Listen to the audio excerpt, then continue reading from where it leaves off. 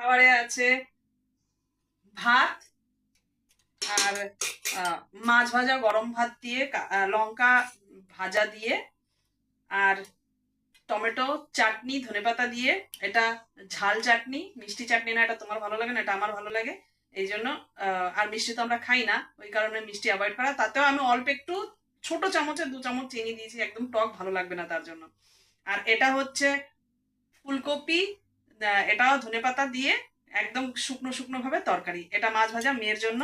এইটা আমার রুটি, সকালে রুটি খাইনি, আমি কিছুই খাইনি, সেই সকালের রুটিটা আমি এখন চাটনি দিয়ে খাবো। এটাই হচ্ছে আমার দুপুরের লাঞ্চ মেনু।